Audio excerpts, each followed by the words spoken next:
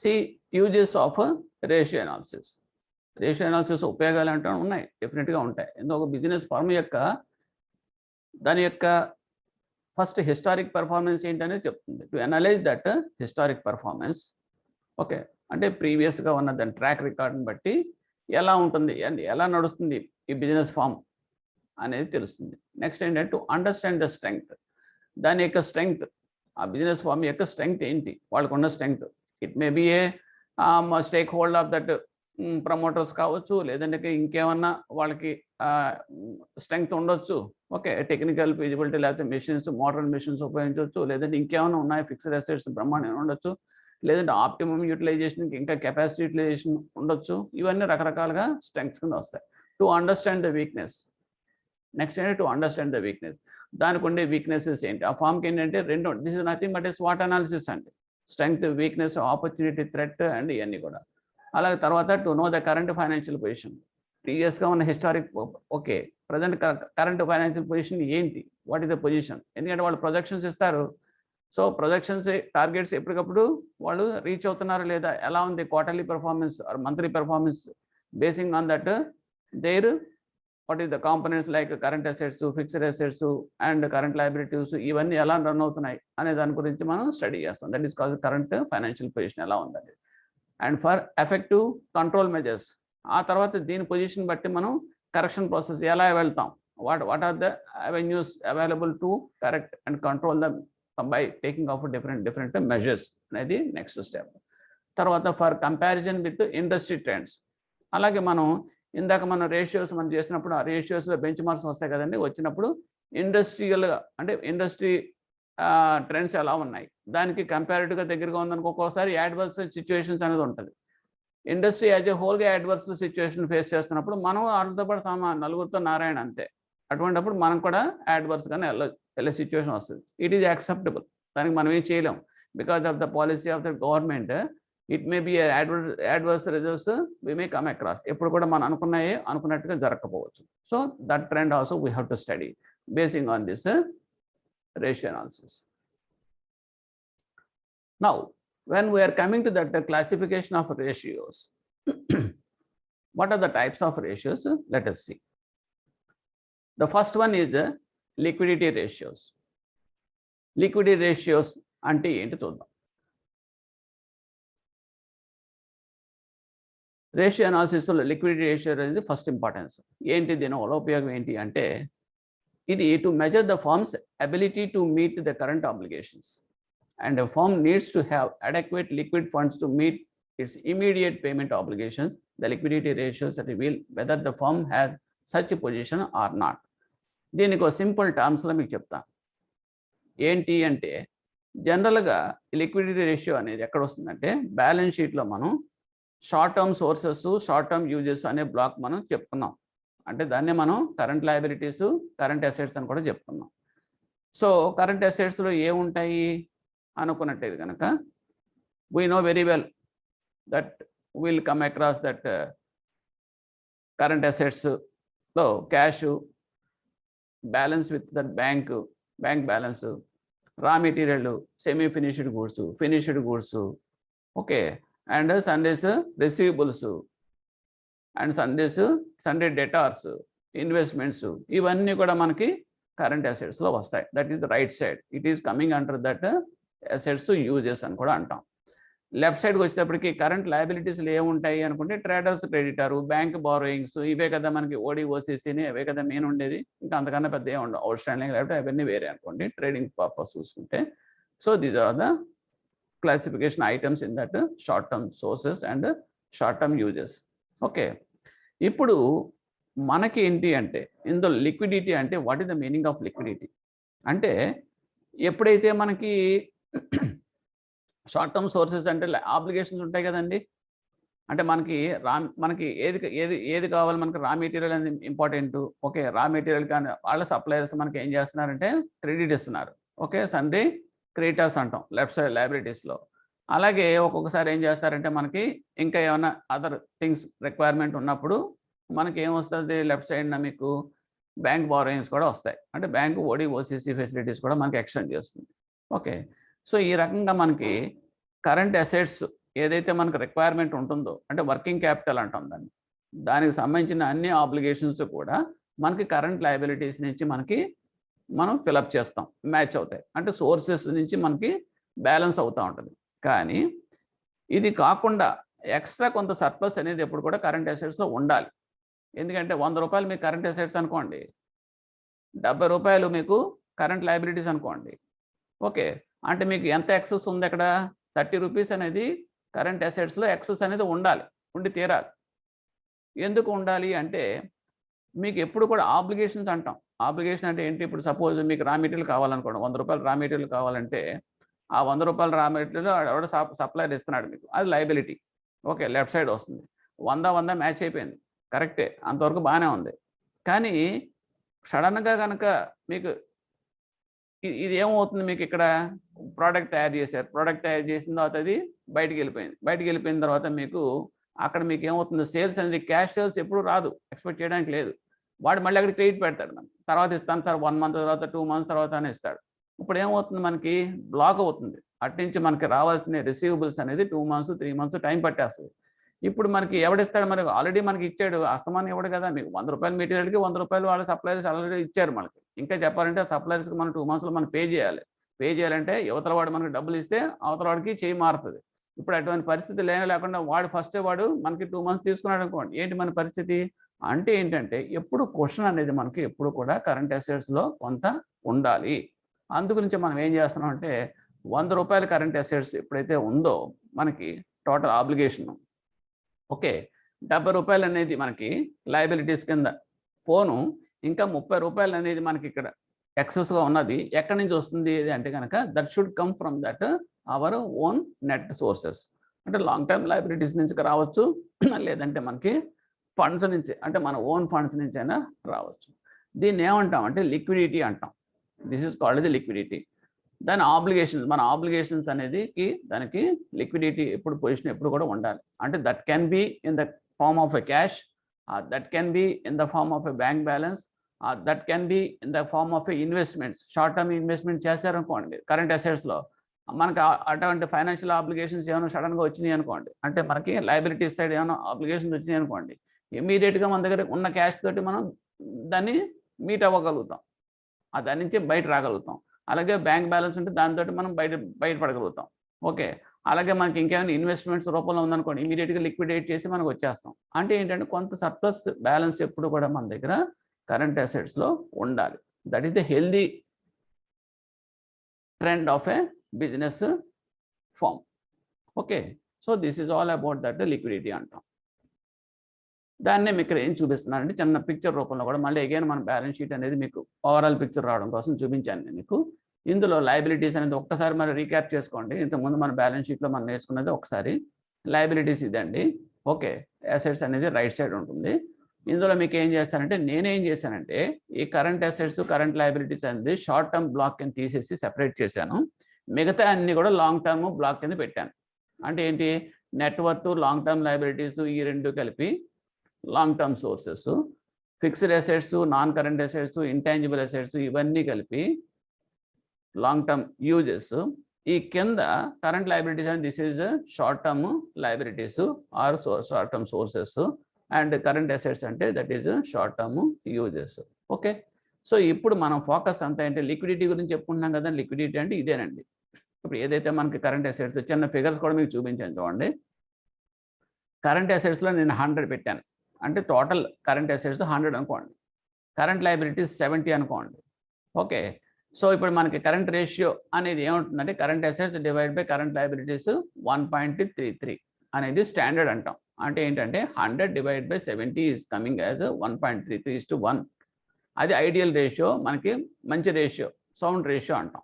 ఎందుకు అలా అంటాం అంటే ఇక్కడ మీకు మరి ఇక్కడ అనాలి కదా, మీరు 100 రూపీస్ ఇక్కడ కావాల్సి వస్తే ఆబ్లిగేషన్స్ ఉంటే కనుక కరెంట్ అసెట్స్, కరెంట్ లయబిలిటీస్ 70 ఉన్నాయి కదా సార్, మిగతా షార్ట్ 30 ఉంది కదా అండి అంటే అంతే, అలాగే ఉంటుంది. ఈ 30 ఎక్కడి నుంచి వచ్చింది చూడండి, ఇక్కడి నుంచి రావాలి. అంటే లాంగ్ టర్మ్ బ్లాక్లోకి రావాలి. లాంగ్ టర్మ్ బ్లాక్లో చూడండి, ఇక్కడ net worth plus long term liabilities 230 వస్తే, fixed assets, non current assets, intangible assets 200 వచ్చినాయి. అంటే long term sources, long term uses మధ్యలో ఉన్న సర్ప్లస్ పోర్షన్ అంతా 30 ఉంది. సో ఆ 30 అనేది మనకి ఇక్కడ మనకి కరెంట్ లయబిలిటీస్లో మన ఆబ్లిగేషన్స్కి మీట్ అవుతాం. అందు గురించి మీకు ఏంటంటే నవ్ ఇట్ ఈస్ బ్యాలెన్స్డ్. మీకు బ్యాలెన్స్ షీట్ అనేది టాలీ అవుతుంది 300. సో ఈ రకంగా ఏంటంటే మీకు ఎప్పుడు మనం గుర్తుంచుకోవాల్సింది కరెంట్ అసెట్స్ ఎప్పుడు కూడా ఎక్కువ ఉంటుందండి. కరెంట్ లయబిలిటీస్ కన్నా కరెంట్ అసెట్స్ ఎక్కువ ఉంటుంది. ఓకే, అది ఉండాలి. ఓకే, ఇప్పుడు నెక్స్ట్ రేషియోలో మీకు చూద్దాం. లిక్విడిటీ రేషియోలో ఫస్ట్ వచ్చేది ఏంటంటే కరెంట్ రేషియో. ఏంటిది మెజర్ చేసి sufficient liquidity to meet the working capital ఇందా చెప్పిందే. ఓకే, ఇందులో ఏంటంటే దీన్ని మనం ఇంకో రకంగా చెప్పాలంటే సాల్వెన్సీ అని కూడా వచ్చాం. అంటే కమర్షియల్ సాల్వెన్సీ అంటాం. అంటే లయబిలిటీస్ అనేది మనం కరెంట్ అసెట్స్ని కరెంట్ లయబిలిటీస్ అనేది ఎంతవరకు మనం మీట్ అవ్వగలుగుతున్నాం అనేది. ఫార్ములా ఏంటి అంటే current assets divide by current liabilities. This is the standard formula of the current ratio is current assets divided by current liabilities. Simple, CA by CL. Ideal ratio మీకు చెప్పాను కదండి 1.33:1. అంటే ఇది 100 ఉంటే కనుక కరెంట్ అసెట్స్ కరెంట్ లయబిలిటీస్ 70 ఉంటే కనుక that is good. అంటే మిగతా 30 ఎక్కడ ఉందంటే వాడు మార్జిన్ పెట్టుకుంటున్నాడు అనమాట. వాడు ఓన్ ఫండ్స్ అందులో జనరేట్ అవుతున్నాయి కాబట్టి ఇట్ ఈస్ గుడ్. అలా లేకుండా ఉందనుకోండి అప్పుడు కష్టం. ఎందుకంటే వాడు ఓన్ ఫండ్స్ ఏం లేవు అంట. అన్నీ కూడా వీడు ఏదైతే వీడు కరెంట్ అసెట్స్ అన్ని కొనుక్కు పెట్టుకున్నాడో అన్ని కూడాను రెడీ చేసుకున్నాడో దాన్ని అన్నిటికీ కూడా ఆబ్లిగేషన్స్ కరెంట్ సోర్సెస్ నుంచే మొబిలైజ్ చేసుకుంటున్నాడు. అంటే వాళ్ళ సొంత డబ్బులు ఏమీ లేవు. అటువంటి పరిస్థితుల్లో ఏమైనా గబుక్కుని ఏమైనా కొత్తగా ఏమైనా ఆర్డర్ వచ్చినా ఏమైనా చేసినా అంటే మళ్ళీ ఎవడిస్తాడని చెప్పి చూసుకోవాల్సిన పరిస్థితి వస్తుంది. దీన్ని ఏమంటే ఇన్సాల్వెన్సీ, అంటే లిక్విడిటీ అనేది లేదని అర్థం. Okay, next what is meant by this quick ratio? Quick ratio దాన్ని యాసిడ్ టెస్ట్ రేషియో అని కూడా అంటాము. ఈ కరెంట్ రేషియోకి క్విక్ రేషియోకి ఒకటి కనెక్టివిటీ ఉంటుంది. ఇది రెండు మనం కలిపి చూడాలి. ఓకే, దీనికి ఏంటంటే formula current assets minus inventory, అంటే ఇన్వెంటరీ అంటే stock, divide by current liability. మిగతాది అంతా కూడా సేమ్ అండి. Current ratio formula quick ratio formula రెండు ఒకటే. ఒక్క తేడా ఎక్కడంటే క్విక్ రేషియోలో ఇన్వెంటరీ పోర్షన్ అనేది మనం కరెంట్ అసెట్స్లోంచి తీసేస్తాం. ఎందుకు తీస్తామండి ఇది? దీనికి ఒక చిన్న ఎగ్జాంపుల్ చెప్తాను. ఇప్పుడు ఎవరైనా సరే ఒక హెల్దీ పర్సను అతను డయాబెటిక్ అని చెప్పేసి డౌట్ వచ్చినప్పుడు మనం ఏం చేస్తాం? షుగర్ టెస్టింగ్ వెళ్తాం. షుగర్ టెస్టింగ్ వెళ్ళినప్పుడు ఏం చేస్తాడు? మీకు వెళ్ళిన వెంటనే బ్లడ్ శాంపుల్ తీసుకున్నప్పుడు ఫస్ట్ ఏం చేస్తాడంటే సరే ఫాస్టింగ్లో రండి సార్ అని చెప్పేసి ఫాస్టింగ్లో బ్లడ్ శాంపుల్ తీసుకున్న తర్వాత మీరు భోజనం చేసో లేకపోతే టిఫిన్ చేసిన తర్వాత ఒక గంట తర్వాత వచ్చి మళ్ళీ ఇంకోసారి శాంపుల్ తీయాలి సార్ అంటాడు. ఇది కామన్గా జరుగుతున్నది. ఓకే, ఇప్పుడు రెండు తీస్తాడు. రెండు తీసి ఒకదానికొకటి ఇంటిగ్రేట్ చేసి మనకు డయాబెటిక్ పేషెంటా లేకపోతే మామూలు హెల్దీ పర్సనా అని చెప్పి డిసైడ్ అవుతుంది. ఎందుకు అసలు వాట్ ఈస్ ద డిసీజ్ అంటే మామూలుగా డయాబెటిక్ ఏంటంటే బ్లడ్లో షుగర్ ఉంటే కనుక that is treated as a diabetic. Excess sugar ఉంటాయి. ఎక్సెస్ షుగర్ అంటే ఏంటి? షుగర్ అందరిలోనే ఉంటుంది. ఇప్పుడు నాకు ఉంది, సపోజ్ హెల్దీ పర్సన్లో కూడా షుగర్ కంటెంట్ ఉంటుంది, గ్లూకోజ్ అంటాం. ఎందుకంటే ఫుడ్ తిన్న వెంటనే మీకు గ్లూకోజ్ అనేది రిలీజ్ అవుతుంది బ్లడ్లో. ఎందుకంటే అది ఎనర్జీ బర్నింగ్కి పనికొచ్చేది అది. సో అటువంటప్పుడు అది కంపల్సరీగా అందరికీ ఉండే ఐటమే. కానీ ఒక ఇల్ హెల్త్ పర్సన్ డయాబెటిక్ పర్సన్స్కి ఏంటంటే ఎక్సెస్ రిలీజ్ అవుతుంది. అంటే తినకపోయినా సరే షుగర్ వస్తుంది అన్నమాట. అంటే తినకపోయినా సరే గ్లూకోజ్ రిలీజ్ అవుతూ ఉంటుంది ఇది బ్లడ్లో. అది మంచిది కాదు. It is ill health diabetic. So అటువంటిది డిటెక్ట్ చేయడం కోసం మనం ఏం చేస్తున్నాం? ఫస్ట్ ఏంటంటే ఫాస్టింగ్లో చేస్తున్నాం టెస్ట్. ఆ తర్వాత మనం తిన్న తర్వాత ఎంత రిలీజ్ అవుతుందో చూస్తున్నాం. ఇప్పుడు ఈ రెండింటి కంపారిజన్ బట్టి మనం ఏం చేస్తున్నామంటే తినకపోయినా సరే రిలీజ్ అవుతుంది అనుకోండి. ఈ పర్టికులర్ పర్సన్లో he is a patient, diabetic patient, his health is not good అని చెప్పి డిసైడ్ అయిపోయి మన రిపోర్ట్ రూపంలో మనం చూపిస్తున్నాం. సేమ్ అంతే ఇది కూడా. ఇక్కడ మనం ఏం చేస్తున్నామంటే current assets divide by current liabilities. Formula అదే కదండి. కరెంట్ అసెట్స్ అంటే ఏంటి? మీకు స్టాక్ కూడా ఉంటుంది అందులో. ఓకే, కరెంట్ లయబిలిటీస్ మనమే మారట్లా.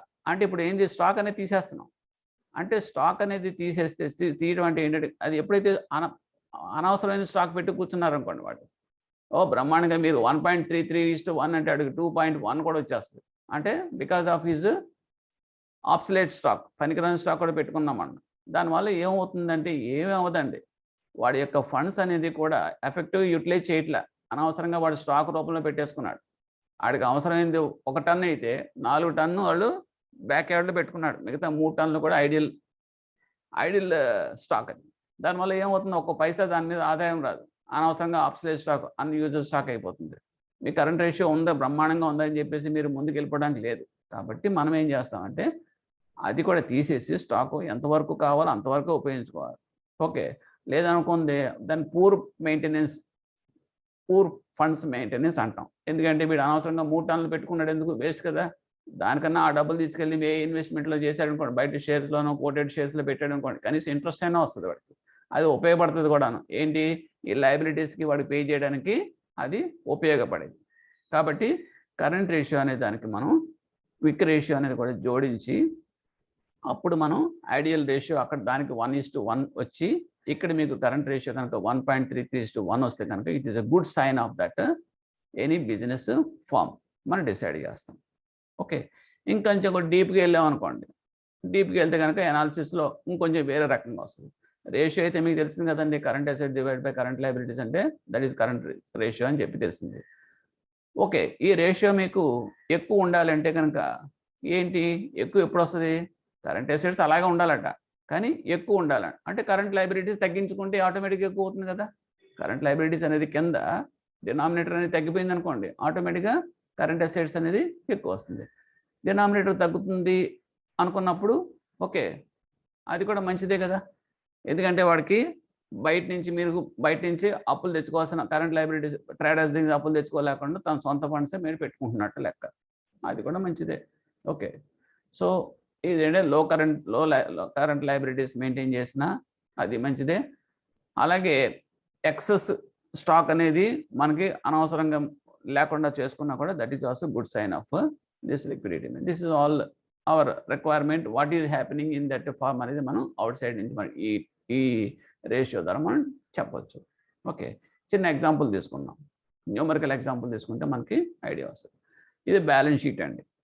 బ్యాలెన్స్ షీట్లో క్యాపిటల్ 180 ఉంది, రిజర్వ్ 50 ఉంది, టర్మ్ లోను 300 ఉంది, బ్యాంక్ సిసి అంటే ODCC that is short term liability అంటాం 200 ఉంది, trade creditors that is also short term liability 50 ఉంది, ప్రొవిజన్స్ 50 ఉంది, provisions outstanding liabilities that is also current liabilities.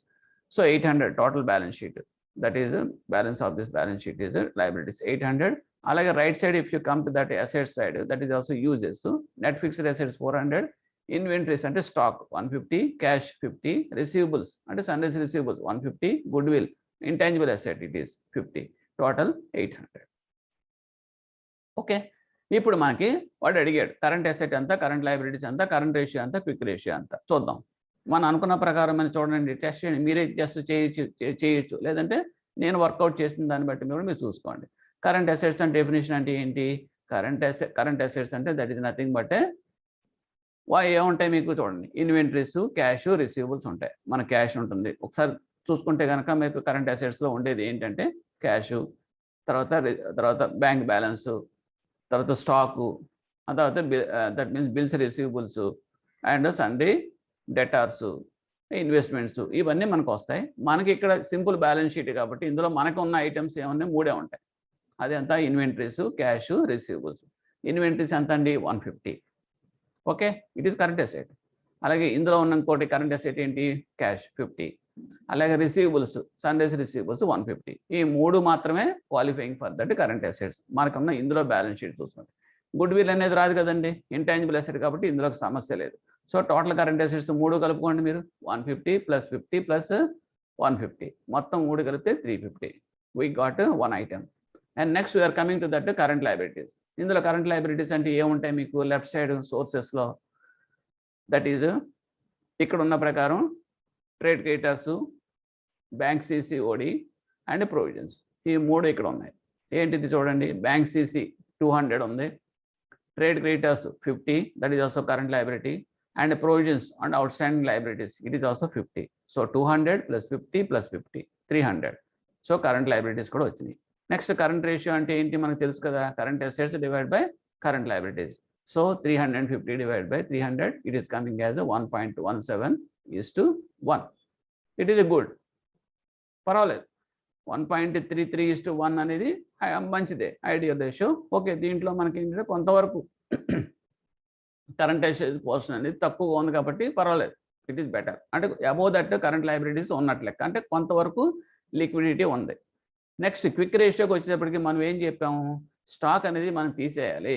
తీస్తేనే అసలు హెల్త్ అంటే తెలుస్తుంది. ఇది యాక్చువల్గా ఇతను డయాబెటిక్ పేషెంటా లేకపోతే మామూలు నార్మల్ పేషెంట్ అనేది ఎలా డిసైడ్ చేస్తాం. ఇక్కడ ఇది కూడా మనం క్విక్ రేషియో ద్వారా కూడా ఐడియల్ రేషియో వస్తుందో చూడాలి. అది ఏం చేస్తున్నాం, క్విక్ రేషియోస్ అంటే మీకు స్టాక్ అనేది తీసేయాలని చెప్పాను.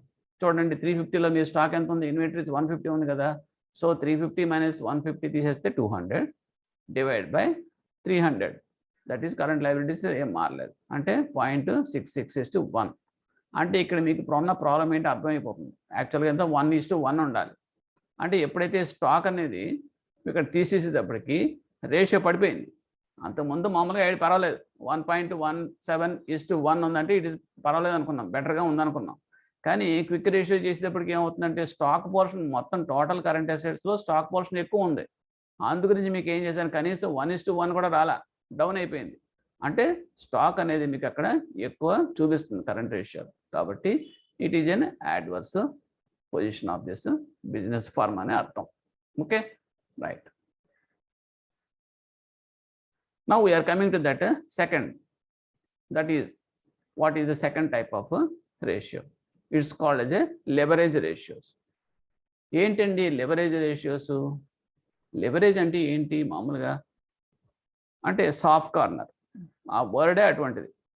ఇట్లా మన బ్యాంకులో కూడాను ఒక 4 క్లర్క్స్ ఉన్నారనుకోండి, ఒక అతను ఇంకొక 6 నెలల్లో రిటైర్డ్ అయిపోతున్నారు అనుకోండి, అందరికీ ఉన్నటువంటి వాళ్ళ ఏదో స్కాలర్షిప్ అకౌంట్స్ ఒక 500 అర్జెంట్గా ఓపెన్ చేయమని చెప్పేసి మనకి కలెక్టర్ నుంచో లేకపోతే ఇంకెక్కడి నుంచో మనకు వచ్చినాయి అనుకోండి, కాలేజీ నుంచో లేకపోతే మన హెడ్ ఆఫీస్ నుంచో మనకి కంట్రోలింగ్ ఆఫీస్ నుంచి వచ్చి ఓపెన్ చేయాలి రేపు తిరగలా అన్నారనుకోండి, అందరికీ మీరు ఒక 50 అకౌంట్స్ ఇచ్చేసారు ఓపెన్ చేయమని చెప్పేసి. కానీ ఇక్కడ వచ్చేటప్పటికి పాపం బికాజ్ ఈ ఓల్డ్ పర్సన్ ఒక 6 నెలల్లో రిటైర్డ్ అయిపోతారు, మేనేజర్ ఏం చేస్తారు, ఫోన్లే అతను కొంచెం తక్కువ ఇవ్వండి, 10 ఇవ్వండి, ఎందుకు అతను ఇబ్బంది పెట్టడం అంటే ఏం చేస్తున్నారు, some leverage you are giving. అలాగే ఫిజికల్లీ ఛార్జ్ పర్సన్ ఉన్నాయనుకోండి, ఆ అబ్బాయి కొంచెం ఇబ్బందిగా ఉండేది అనుకున్నప్పుడు అందరం మనం కొంచెం ఎక్కువ వేసుకుంటాం, 55 అయితే 100 వేసుకుని అతను కొంచెం తక్కువ ఇస్తాం అప్పుడు. అంటే because it is a some relaxation we are giving, it's called the leverage అంటారు. The same way in the bank credit also we think of like that. ఎక్కడ ఉపయోగిస్తామో చూద్దాం. What type of ratios nature it will come. Say debt equity ratio, it is a leverage ratio. ఏంటండి debt equity ratio, leverage ratio అని అంటే కనుక ఇప్పుడు ఏమంటాడంటే, to uplift the borrower, the bank has to give some loan. అంతే కదా, borrower ఉన్నాడు, వాడికి లోన్ ఇచ్చి అన్న పైకి తీసుకురావాలి, అప్లిఫ్ట్ చేయాలన్నప్పుడు మనం కొంత డిఫరెంట్గా మనం లెవరేజ్ ఇచ్చుకుంటూ వెళ్తాం. ఏంటంటే డిఫరెంట్గా ఇచ్చుకోవడం అంటే, అతని యొక్క టాంజిబుల్ నెట్వర్త్, నీ యొక్క స్టేక్ ఎంత అంటే నీ యొక్క మార్జిన్, నీ యొక్క ఓన్ ఫండ్స్ ఎంత అనేది చూపించిన దాన్ని బట్టి నేను ఇచ్చే టర్మ్ లోన్ ఉంటుంది. కాబట్టి the ratio between the long term liabilities and this tangible net worth is nothing but that called as the DE ratio, debt equity ratio అంటాం. That ideal ratio is 2:1. అంటే ఏంటంటే 100 రూపాయలు కనుక నువ్వు కనుక తెచ్చుకుంటే, అంటే నీ బారోయర్ మార్జిన్ నీ యొక్క స్టేక్ హోల్డ్ అంటే నీ యొక్క ఓన్ ఫండ్స్, దాన్ని మనం ఏం చెప్తున్నాము, టాంజిబుల్ నెట్వర్త్ అని అంటున్నాం. ఎందుకు మీరు అనొచ్చు, సార్ టాంజిబుల్ నెట్వర్త్ ఏంటండి, నెట్వర్త్ అనొచ్చు కదా అండి. అనం. ఎందుకంటే మనం ఇంటాంజిబుల్ అసెట్స్ గురించి మనం చెప్పుకున్నాం బ్యాలెన్స్ షీట్లో, అవి ఎప్పుడు కూడా వైట్ ఎలిఫెంట్ లాగా ఎలాడుతూ ఉంటాయి. గుడ్ విల్లు, పేటెంట్స్, తర్వాత ఇటువంటి తర్వాత ట్రేడ్ మార్క్స్, ఇవన్నీ కూడా మనకి ఫ్యూచర్ రిటర్న్ ఆఫ్కి క్వాలిఫైయింగ్ అయ్యి మనం నెగిటివ్లో పెట్టుకుని అలా ఉంచుకుంటాం. దానివల్ల మనకి మంచిదే, కానీ అది ఎప్పుడు కూడా రైట్ ఆఫ్ చేయాల్సి వస్తుంది. ఇప్పుడు కాకపోతే 3 ఏళ్ళకో 2 ఏళ్ళకో నెక్స్ట్ ఇయర్కో అలా ప్రాసెస్ తగ్గిపోతూ ఉంటాయి. ఎక్కడి నుంచి రైట్ ఆఫ్ చేస్తాం, మన సొంత డబ్బుల నుంచే మనం ఎర్న్ చేసిన దాంట్లోంచే మనం తీయాల్సి వస్తుంది. కాబట్టి బ్యాంక్ లోన్ ఇచ్చేటప్పుడు కంపల్సరీగా మనం చేయాల్సింది ఏంటంటే, we have to take only tangible net worth, అంతేగాని నెట్వర్త్ మనం తీసుకోకూడదు. ఎందుకంటే ఇంటాంజిబుల్ మైనస్ అంటే టోటల్ నెట్వర్త్ నుంచి ఇంటాంజిబుల్ అసెట్స్ మనం తీసేస్తే వచ్చేది టాంజిబుల్ నెట్వర్త్, అది మాత్రం మనం తీసుకుని అది ఎంత ఉందో బాబు నీ దగ్గర అని చెప్పానంటే కనుక 100 రూపాయలు ఉందని అనుకోండి, ఓకే నేను 200 రూపాయలు నీకు అప్పు ఇస్తాను, టర్మ్ లోన్ ఇస్తున్నాను. సో అప్పుడు ఏమవుతుంది, మీకు 2:1 అవుతుంది. So this is the normal. ఇందులో మీకు లెవరేజ్ అని అన్నాను కదండి, what is the meaning of this, exact meaning of this leverage అంటే కంఫర్ట్ ఏంటి అని అంటే కనుక, జనరల్ అడ్వాన్సెస్ అయితే నేను 2:1 యాక్సెప్ట్ చేస్తాను. అలా కాకుండా సపోజ్ ఒక ఎంఎస్ఎంఈ లోన్ అడిగాడు అనుకోండి, ఎంఎస్ఎంఈలు అంటే మీకు తెలుసు మైక్రో స్మాల్ మీడియం ఎంటర్ప్రైజ్, ఎందుకంటే అవన్నీ కూడా చాలా ఇంపార్టెంట్ ప్రస్తుతం మనకి. ఎందుకంటే మనం డెవలప్ అవ్వాలి, అందరికి ఎంప్లాయ్మెంట్ జనరేట్ అవ్వాలి, జీడిపి పెరగాలి, ఇండస్ట్రీస్ రావాలి అని చెప్పనున్నప్పుడు మనం ఈ యాక్టివిటీస్ మనం పెంచాలి. ఓకే, పెంచాలనుకున్నప్పుడు ఎంఎస్ఎంఈ సంబంధించిన లోన్స్ కానీ ఏమైనా ప్రపోజల్స్ వచ్చినాయి అనుకోండి, అప్పుడు మనం ఏం చేస్తాం, కొంచెం లెవరేజ్ ఇస్తాం. లెవరేజ్ ఇచ్చినప్పుడు మనం ఏం చేస్తాం, లెవరేజ్ అంటే ఏంటి, కొంచెం రిలాక్సేషన్. అంటే ఏంటంటే నువ్వు 100 రూపాయలు కనుక మీకు పట్టుకొచ్చావు అనుకో, నేను 300 రూపాయలు ఇస్తానయ్యా నీకు అప్పు అంటే, ఇందాకటి మీద బెటరే కదా. ఇందాక జనరల్ అడ్వాన్స్, ఇప్పుడు ఎంఎస్ఎంఈ అడ్వాన్స్ అంటే ఏంటంటే 3:1 అవుతుంది అనుకుందాం. ఎగ్జాంపుల్ కోసం చెప్తున్నాను మీకు. So ratio will B 3:1 because it is a leveraged. అలా కాకుండా ఇంకొకటి ఎవడో వచ్చాడు, సార్ నాకు ఇన్ఫ్రాస్ట్రక్చర్ లోన్ కావాలి సార్. ఇన్ఫ్రాస్ట్రక్చర్ అంటే ఏంటంటే what is that ship yards అని, లేకపోతే ఇంకేమైనా రోడ్స్ అని, తర్వాత ఇంకేమైనా what is that transport system, ఇవన్నీ ఉంటాయి చూడండి. ఇవన్నీ కూడా ఇన్ఫ్రాస్ట్రక్చర్ ఫెసిలిటీస్. వాటికి సంబంధించింది అడుగుతున్నాడు అనుకోండి లోను, అప్పుడు మనం ఏమంటారు, కొంచెం లెవరేజ్కి వెళ్ళాలంటాం.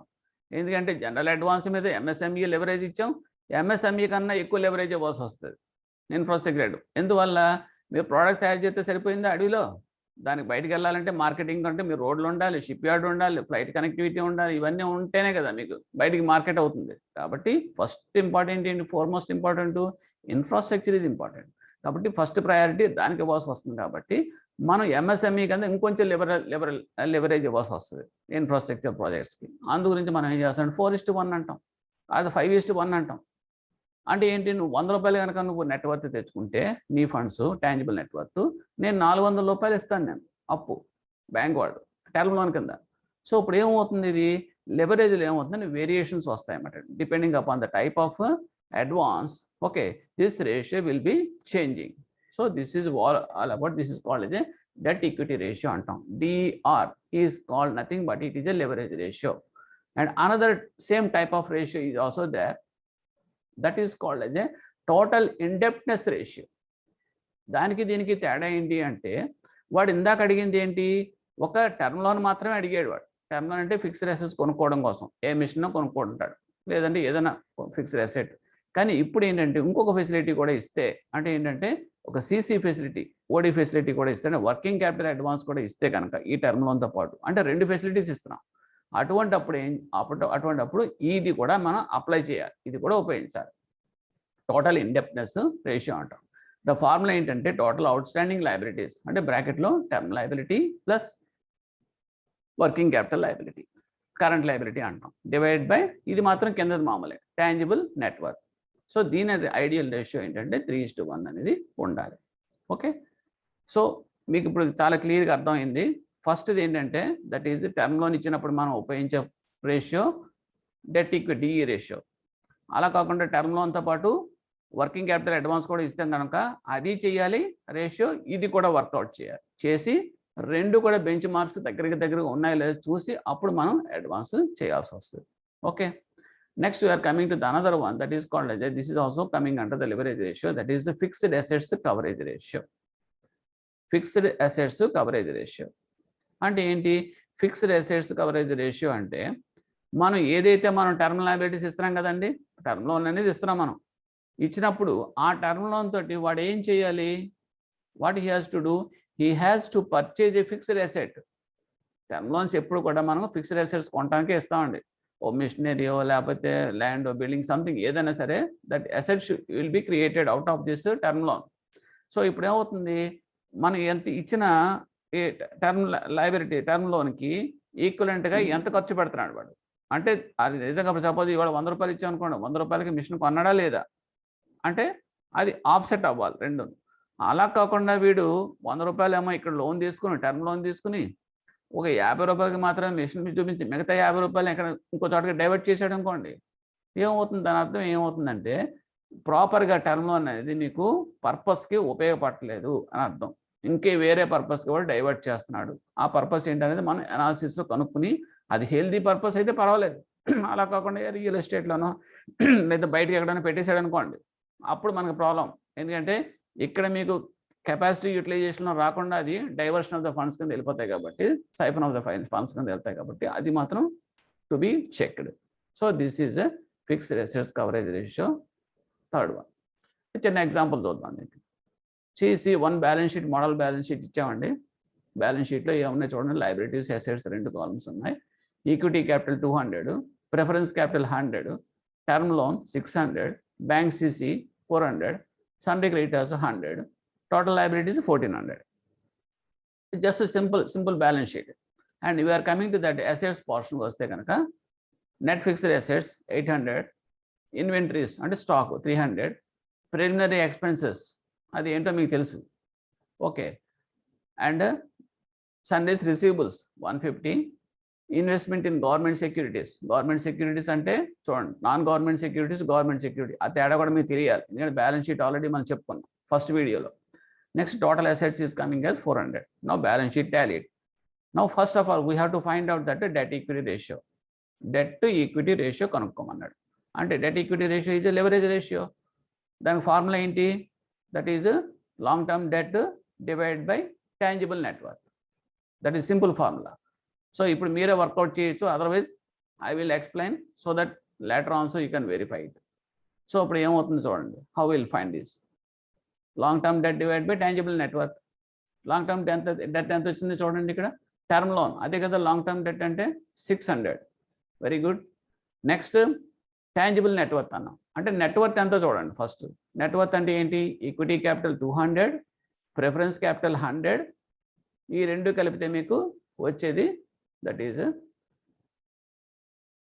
Net worth. Okay. So here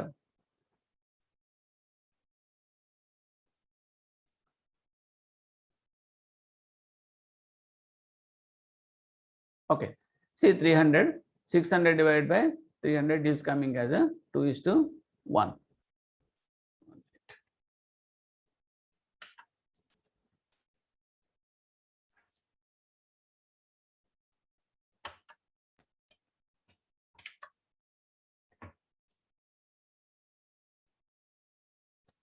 Next, total indebtedness ratio.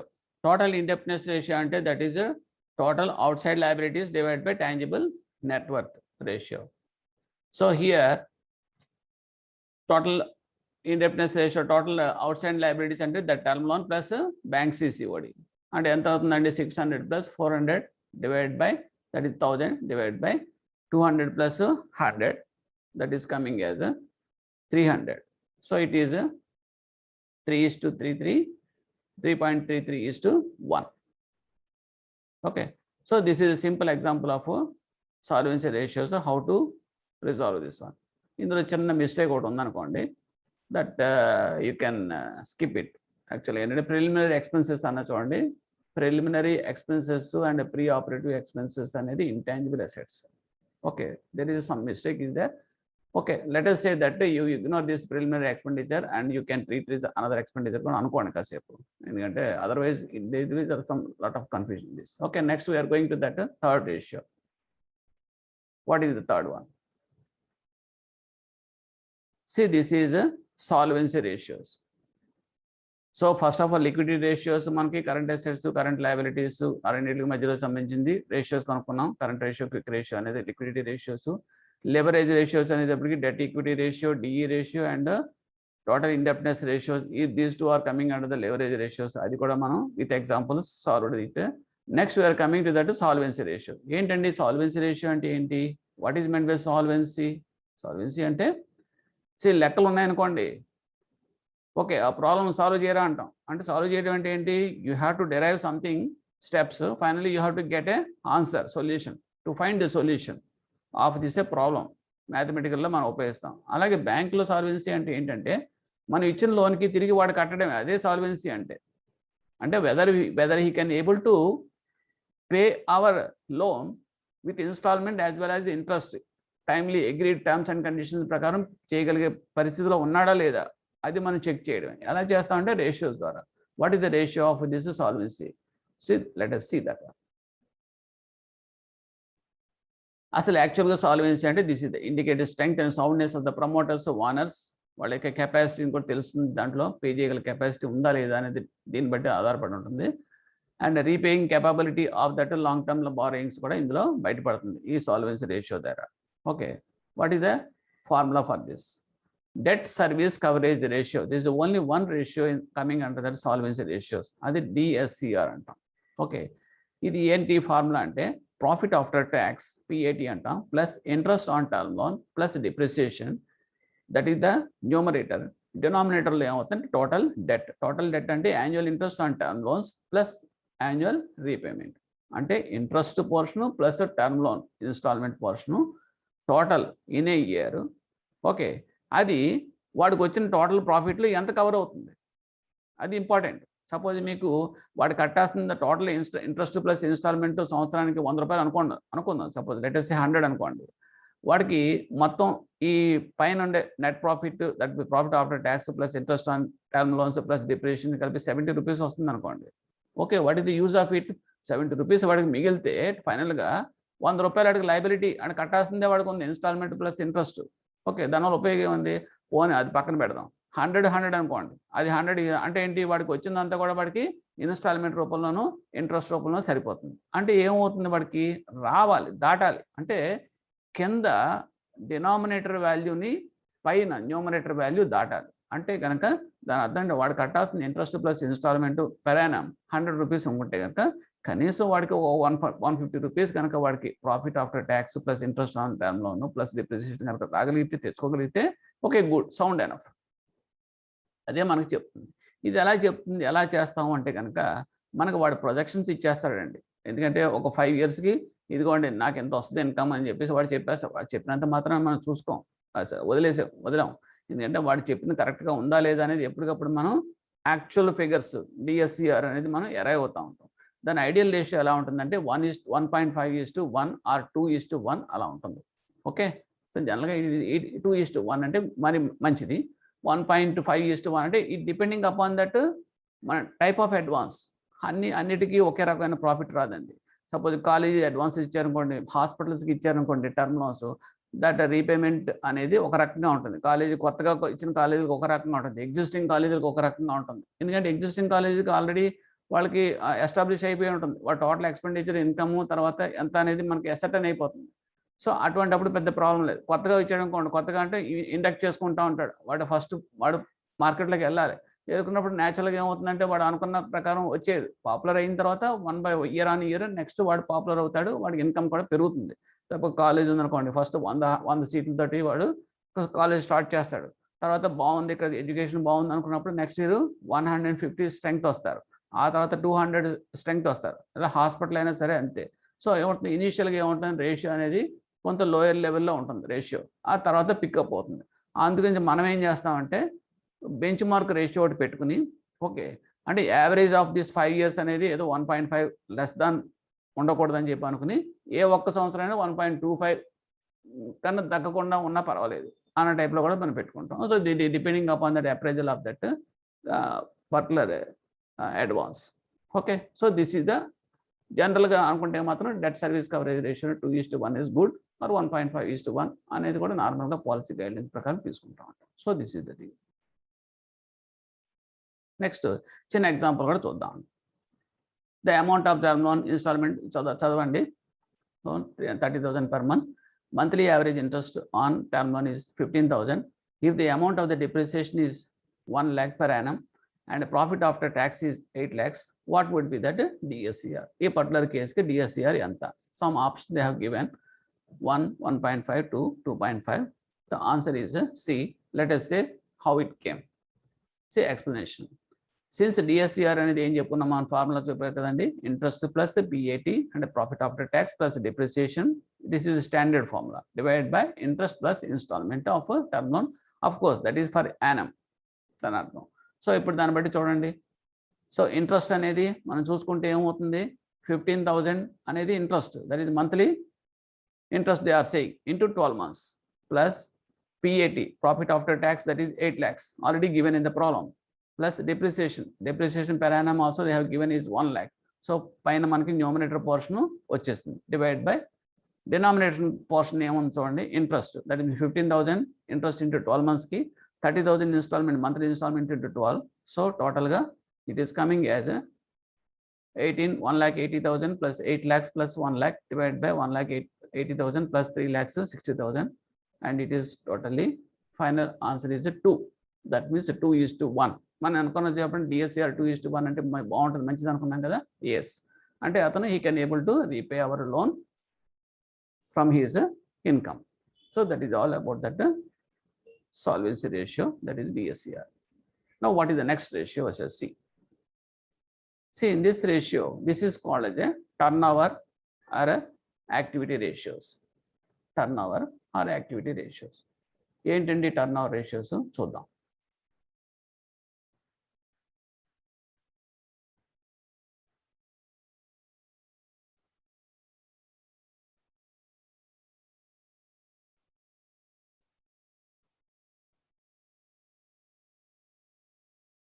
Okay, just we are continuing that activity ratios are turnover ratios. ఏంటంటే ఇవి debt velocity, debtors velocity ratio, creditors velocity ratio, ఇవన్నీ ఏంటండి debtors velocity ratio, turnover ratios ఏంటంటే అంటే మనకి debtors అనేది తెలుసు, sundry debtors.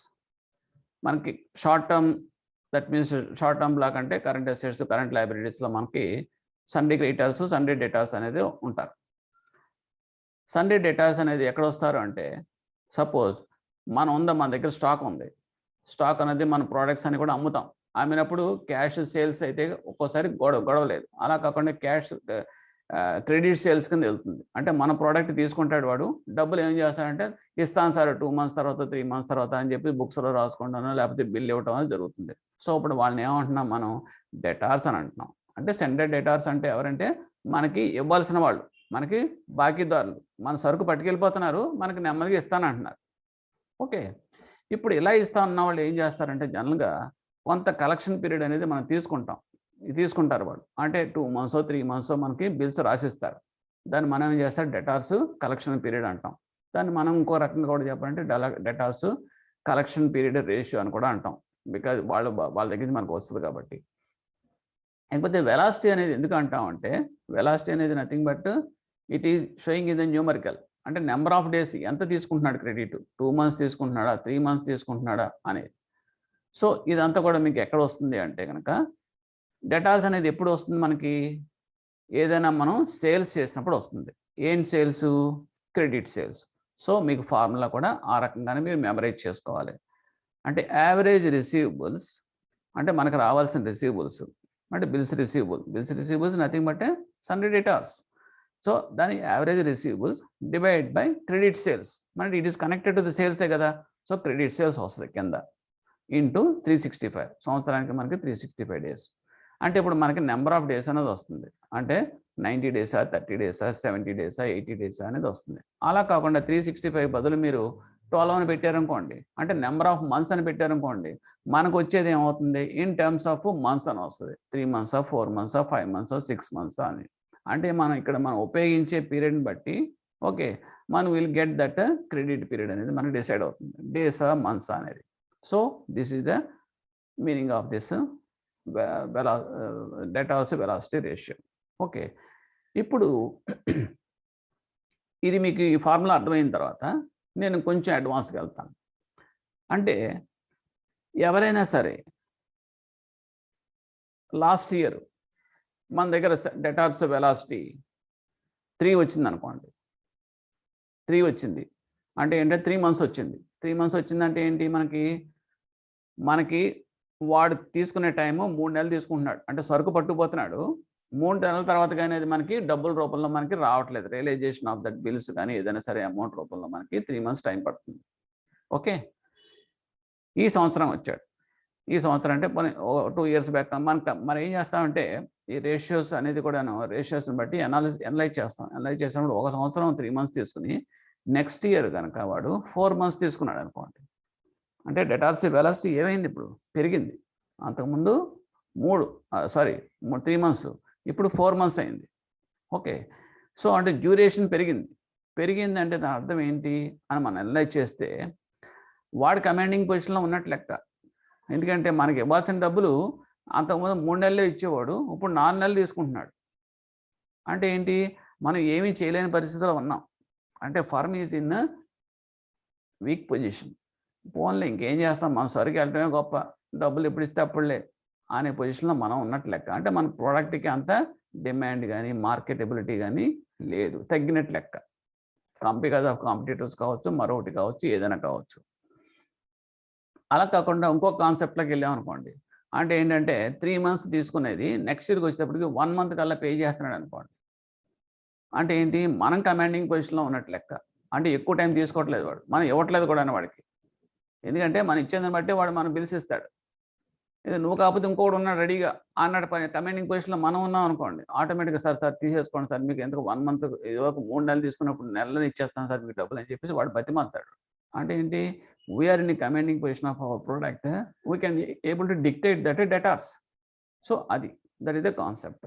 Okay, ఇకపోతే దీనికి టర్న్ ఓవర్ అనేది వచ్చేటప్పటికి ఏమవుతుందంటే రివర్స్ అవుతుందండి. జస్ట్ వెలాసిటీకి టర్న్ ఓవర్కి ఏమీ లేదండి, సేమ్ ఫార్ములా ఉల్టా అవుతుంది. అంటే క్రెడిట్ సేల్స్ అనేది పైకి వెళ్తుంది, యావరేజ్ రిసీవబుల్స్ అనేది కిందకు వస్తుంది. అంటే ఇక్కడ ఏమవుతుంది, మీకు 3 months అని చెప్పాను కదండి పీరియడ్. అదే కనుక మీకు టర్న్ ఓవర్కి వచ్చేటప్పటికి ఏమవుతుందంటే సంవత్సరానికి ఎన్నిసార్లు టర్న్ ఓవర్ అవుతుంది. సంవత్సరానికి 12 నెలలు కదండి. ఇప్పుడు తీసుకునేది ఒకసారికి 3 months తీసుకుంటున్నాడు కదా. అంటే అప్పుడు టర్న్ ఓవర్ రేషియోకి వచ్చేటప్పటికి 12/3 4, అంటే సింగిల్ నెంబర్లో మీరు 4 అని చెప్తాం. అంటే అక్కడ ఇంతకుముందు చెప్పేది మనం వెలాసిటీ దాంట్లో చెప్పేటప్పుడు పీరియడ్ చెప్తున్నాం, అది 3 months లేకపోతే డేసా అని చెప్తున్నాం. అదే కనుక టర్న్ ఓవర్కి వచ్చేటప్పటికి ఎన్ని నెంబర్, అది 3 4 5 అని చెప్తున్నాం. సో దీన్ని బట్టి కూడా మీరు చెప్పవచ్చు. అంటే అది 3 నుంచి 6కి వెళ్ళింది అనుకోండి, అంటే దాని అర్థం ఏంటి, ఫర్మ్ కమాండింగ్ పొజిషన్లో ఉన్నట్టు లెక్క. ఫర్మ్ కమాండింగ్ పొజిషన్లో ఉన్నట్టు లెక్క. అంతకుముందు సంవత్సరానికి 3 సార్లు వాడు తీసుకుంటున్నాడు, రోల్ చేస్తున్నాడు, అంటే 4-5 నెలలు చొప్పున అనేటప్పటికి 3 times వస్తుంది. కానీ ఇప్పుడు వాడు 2 months కానీ ఎక్కువ మన క్రెడిట్ టైం ఇవ్వట్లేదు, అంటే 6 అవుతుంది దానికి రివర్స్లో చేస్తే కనుక. సో ఆ రకంగా కూడా మనకి we're in the commanding position. So ఆ రకంగా ఇంటర్ప్రిటేషన్ కూడా మనం ఏం చేస్తామంటే దీన్ని బట్టి మనకు క్వశ్చన్స్ వచ్చినప్పుడు కూడా who are in the commanding position అనేది మనం we can able to decide and analyse it. Okay, next we are coming to that creditors velocity ratio. This is only simple. ఇందాక మనం ఏం చెప్పాం, మనం డెటార్స్ గురించి చెప్పాం, అంటే మనకు రావాల్సిన వాళ్ళు, మనకు ఇవ్వాల్సిన బాకీదారుల గురించి మనం పొజిషన్ గురించి చెప్పుకున్నాం. ఇప్పుడు ఏంటంటే క్రెడిటర్స్ అంటే ఏంటి, సప్లయర్స్. మనకి సప్లై చేస్తున్న రా మెటీరియల్, మనం వాళ్ళకి డబ్బులు ఇవ్వాలి, అంటే that is called the bills payable అన్న కూడా అనొచ్చు. Okay, and that is sundry creditors అని కూడా అనవచ్చు వాళ్ళు. ఓకే, ఇప్పుడు ఎక్కడ వస్తుంది అంటే మనం పర్చేజ్ చేసినప్పుడే జరుగుతుంది. ఇందాకటి సేల్స్ చేసినప్పుడు జరుగుతుంది, ఇప్పుడు పర్చేజ్ చేస్తాం. మనం సరుకు కొన్న తర్వాత మనం వాళ్ళకి డబ్బులు ఇవ్వాలి, అంటే దేనికి కనెక్టెడ్ అంటే credit sales is nothing but credit purchases. So ఇక్కడ మీకు ఏమొస్తుంది, యావరేజ్ అవుట్ స్టాండింగ్ క్రెడిటర్స్ అనేది మనం న్యూమరేటర్లో తీసుకుని, క్రెడిట్స్ పర్చేజెస్ అనేది మనం డినామినేటర్లో తీసుకుని ఇంటూ 365 days కానీ 12 months కానీ ఏదైనా ఉపయోగిస్తాం. So number of days period అనేది మనకి ఇక్కడ డిసైడ్ అవుతుంది వెలాసిటీలో. సో ఇక్కడ 3 months అని వచ్చింది అనుకోండి, అంటే మనం 3 months తీసుకుంటున్నాం అన్నమాట అండి. సరుకు మనం క్రెడిట్ బేస్ మీద తెచ్చుకుని 3 నెలల్లో పే చేస్తున్నట్టు లెక్క. ఓకే, అదే కనుక మనకి 3 నెలల నుంచి 5 నెలలకు తీసుకుంటున్నాం అనుకోండి, అంటే మనం ఎవరి పొజిషన్ బాగున్నట్టు లెక్క అంటే we're in a commanding position. చూడండి, ఎందుకంటే మనం పీరియడ్ పెంచుతున్నాము అంటే మనకి ఇచ్చే అమౌంట్ మనం డిలే చేస్తున్నాము అంటే కనుక 2 aspects ఉంటాయిలేండి. మళ్ళీ మనం ఇంకో రకంగా అనుకోకూడదు. ఎందుకంటే మనం లిక్విడిటీ లేక ఆ పని అయినా చేయొచ్చు, అదొక రీజన్. ఎందుకంటే డబ్బులు లేవు, మనం డిలే చేసి ఇవ్వాల్సిన పొజిషన్లో ఇవ్వలేని పరిస్థితిలో ఉన్నాం. అలా కాకుండా వాడే మనకి తీసుకోండి సార్ 3 నెలలు కాబట్టి 6 నెలలు తీసుకోండి అని చెప్పి 5 నెలలు తీసుకోండి అని చెప్పేసి వాడే మనకి టైం ఇస్తున్నాడు అనుకోండి. వాడు టైం ఇస్తున్నాడంటే కనుక మనం కమాండింగ్ పొజిషన్లో ఉన్నట్టు లెక్క. అలా కాకుండా మనం డిలే చేస్తుంటే కనుక మనం పూర్ పొజిషన్లో ఉన్న లెక్క. సో ఆ రకంగా మనం అనాలిసిస్ చేసి తీసుకోవాలి. సో దీనికి కూడా అంతే, వెలాసిటీకి మనం రివర్స్ చేసుకుంటే కనుక ఫార్ములా అంటే credit purchase divide by average outstanding క్రెడిటర్స్కి వస్తే కనుక that is creditors turnover ratio అంటాం. అది నెంబర్ కింద వస్తుంది, ఇది పీరియడ్ కింద వస్తుంది. So this is the basic difference of this velocity ratios, creditors velocity ratio and debtors velocity ratio. Next అటువంటి చిన్నవి అదేంటే ఇప్పుడు assets turnover ratio and stock turnover ratio. Okay, ఈ ఎసెట్స్ టర్న్ ఓవర్ రేషియో అంటే ఏంటంటే మనకున్న total assets fixed plus current assets రెండు కలిపి, ఓకే, అవే మనకి అసెట్స్. ఇంటాంజిబుల్ అసెట్స్ ముట్టుకోకూడదండి. టోటల్ అసెట్స్లో ఫిక్స్డ్ అసెట్స్ మనం కరెంట్ అసెట్స్ మాత్రమే తీసుకుంటాం. ఆ రెండే మీకు బిజినెస్లో మీకు ఇన్వాల్వ్ అవుతాయి. నాన్ కరెంట్ అసెట్స్ ఉన్నాయనుకోండి, ఆల్మోస్ట్ అవన్నీ కూడా ఇన్వెస్ట్మెంట్స్ ఎక్సెస్ కాబట్టి మనం బయటికి వెళ్ళిపోతాయి, ఇన్వెస్ట్మెంట్ రూపంలో బయట పెడతాం. అలాగే ఇంటాంజిబుల్ అసెట్స్ ఉన్నాయో ఎప్పుడు కూడా మనకు వైట్ ఎలిఫెంట్లు కాబట్టి అవి ఎక్కడ మనకు మైనస్ తీసేస్తాం. కాబట్టి ఆల్ అసెట్స్ నుంచి ఇంటాంజిబుల్ అసెట్స్ తీసినా కూడా that will be also coming as remaining assets కింద వస్తుంది. అది గ్రాస్ సేల్స్లో ఎన్ని టైమ్స్ మనకు వచ్చిన సేల్స్ ఇది ఎలా తెలుస్తుందంటే, ఇప్పుడు మనకి ఓ బ్రహ్మాండంగా చేసేస్తున్నామండి, కష్టపడి చేస్తున్నామండి, పొద్దున్నుంచి సాయం దాకా మిషన్ రన్ చేసేస్తున్నాం, కరెంట్ అసెట్స్ పెట్టేస్తున్నాం, ఏంటి మొత్తం రా మెటీరియల్ కొనుక్కొని పొద్దున్నుంచి టైర్ అయిపోయి 3 షిఫ్ట్లో చేసేస్తున్నాం. కానీ మనకి సేల్స్ రావట్లేదు అనుకోండి, అంటే మనకి రేషియో తక్కువ వస్తుంది అనుకోండి. తక్కువ వస్తుందని అర్థం ఏంటి? బికాజ్ మీకు మార్జిన్స్ లేవు. ప్రోడక్ట్ తయారు చేస్తున్నా కానీ మీరు ఆ ప్రోడక్ట్ మీద మీరు ఎర్న్ చేద్దాం అనుకున్న ప్రాఫిట్ అనేది ఎఫెక్టివ్గా ఎర్న్ చేయలేకపోతున్నారు. Because of it may be several reasons. మీ ప్రోడక్ట్కి అంత డిమాండ్ లేకపోవచ్చు, లేదంటే మీరు కాంపిటీటర్స్ వల్ల మీకు ప్రైస్ మార్కెట్లో డిక్టేట్ చేయలేని పరిస్థితిలో ఉండొచ్చు. చాలా రీజన్స్ ఉంటాయి. అంటే ఎప్పుడు అవుతుంది, మీకు హయ్యర్ ద గ్రాస్ సేల్స్ ఉందనుకోండి. గ్రాస్ సేల్స్ అంటే మీరు అంటే ఏమి లేదండి, మీరు తక్కువ పెట్టుబడితోటి తక్కువ ఇన్వెస్ట్మెంట్స్ తోటి ఎక్కువ లాభాలైనా ఆర్జించవచ్చు, లేదంటే ఎక్కువ ఇన్వెస్ట్మెంట్ పెట్టి తక్కువ సేల్స్ చేసినా కూడా మీకు ఉపయోగపడదు అన్నమాట. ఆ రకంగా ఏంటంటే higher the gross sales better the performance. అంటే మీరు బాగా సేల్స్ చేయగలుగుతున్నారు అంటే మీ అసెట్స్ని బ్రహ్మాండంగా యూటిలైజ్ చేస్తున్నటువంటి 100% ఉపయోగించి దాన్ని ప్రోడక్ట్స్ కింద కన్వర్ట్ చేసి ఎఫెక్టివ్గా, అంటే చెత్త ఐడిల్ స్టాక్ కింద అనవసరంగా పెట్టుకోకుండా మిషన్ ఏమో 2 గంటలే పనిచేసి మిగతా 22 గంటలు ఐడిల్గా ఉంచకుండా అలా చేసిన రోజున ఏమవుతుందంటే మీకు ఎఫెక్టివ్ కన్వర్షన్ వస్తుంది ప్రోడక్ట్స్ కింద. ఆటోమేటిక్గా అవన్నీ కూడా సేల్స్ కింద కన్వర్ట్ అయిపోతాయి. సో అప్పుడు ఏమవుతుందండి, మీకు పెర్ఫార్మెన్స్ బ్రహ్మాండంగా ఉన్నట్టు లెక్క. అందుగురించి మనం ఏం చేస్తామంటే assets turnover ratio higher ఉందనుకోండి, so it is no doubt it is a better performance and efficiency of your assets also good అని చెప్పేసి మనం ఒక కన్క్లూజన్కి వచ్చేస్తాం. స్టాక్ టర్న్ ఓవర్ రేషియో అది అటువంటిదే. స్టాక్ ఇందాక చెప్పాను కదండి, స్టాక్ టర్న్ ఓవర్ రేషియో అనేటప్పటికి ఏమవుతుందంటే, మీరు 1 టన్ను మీకు స్టాక్ సరిపోతుంది అనుకోండి రా మెటీరియల్, మీరు ఏదో అనవసరంగా ఎందుకు 5 టన్నులు పెట్టుకోవడం మీ దగ్గర? దానివల్ల ఉపయోగం ఏముందంటే మీకు ఐడిల్ స్టాక్ పెట్టుకుంటున్నారు, ఓకే, దానివల్ల ₹1 కలిసి వచ్చేది ఏమి లేదు. పైగా ఇంకో కొన్నాళ్ళు పోయిందంటే అది ఎందుకు పనికిరాకుండా చెత్త కింద స్క్రాప్ కింద ఆబ్సొల్యూట్ స్టాక్ అయిపోతుంది. అటువంటి దానికన్నా ఎఫెక్టివ్గా తక్కువ మీకు కావాల్సిన స్టాక్ మాత్రమే మీరు పెట్టుకుని మిగతాదంతా కూడా ఎక్సెస్ ఉంటే ఉండగాక అది మీరు తీసుకెళ్ళి ఏ ఇన్వెస్ట్మెంట్లో పెట్టుకున్నారనుకోండి, ఇంట్రెస్ట్ వస్తూ ఉంటుంది. షేర్ మార్కెట్లో కోటెడ్ గవర్నమెంట్ షేర్స్లో పెట్టుకున్నారంటే సమ్ ఎప్రిసియేషన్ కనబడుతుంది, అది మీకు ఎప్పటికైనా ఉపయోగపడుతుంది. ఇంట్రెస్ట్ పడడానికి బ్యాంక్ సిసిఓడి ఇంట్రెస్ట్లు పే చేయడానికి ఎఫెక్టివ్గా ఉంటుంది అన్నమాట. అంటే దీన్ని ఏమంటామంటే inventory management is also will be good if you can get the good ratio of this stock turnover ratio. Okay, అంటే దీనికి రేషియో ఏంటంటే యాన్యువల్ నెట్ సేల్స్. ఓకే, అంటే దీన్ని కాస్ట్ ఆఫ్ సేల్స్ అని కూడా అంటాం. Annual net sales divide by average stock. Okay, annual net sales ఎందుకు తీసుకుంటామంటే, gross sales ఎందుకు తీసుకోమంటే, గ్రాస్ సేల్స్లో మీకు ఎప్పుడు కూడా ఎక్సైజ్ డ్యూటీస్ ఇవన్నీ కూడా ట్యాక్సెస్ అన్నీ కలిసిపోయి ఉంటాయండి. అందుగురించి మనం ఏం చేస్తారో అవన్నీ తీసేయాలి. తీసేస్తే కానీ యాక్చువల్ కాస్ట్ అనేది మనకి బయటపడుతుంది. దాన్ని అందుగురించి మనం చేస్తామంటే కాస్ట్ ఆఫ్ సేల్స్ అంటాం. ఆ కాస్ట్ ఆఫ్ సేల్స్ అనేది nothing but excluding of that taxes duties అవన్నీ తీస్తేనే మీకు కాస్ట్ ఆఫ్ సేల్స్ వస్తుంది. అదే మనకి రియల్గా పిక్చర్ కింద తీసుకోవాలి మనకు. అందుగురించి annual net sales divide by average stock వేసి ఆ ఫార్ములాలో టర్న్ ఓవర్ రేషియో ఎలా ఉందని స్టడీ చేస్తాం. Now let us take some small example. Here again a balance sheet. Liabilities left side, assets right side. A1 is only capital plus reserves 355, P&L credit balance 7, loan from SFC ante State Financial Corporation 100, bank overdraft 38, creditors 26, provision of tax 9, proposed dividend 15, total is 550. You are coming to that assets, net fixed assets is 265, cash is 1, receivables 125, stocks is 128, prepaid expense is 1, intangible assets is 30, total is coming as 550. Let us calculate one by one.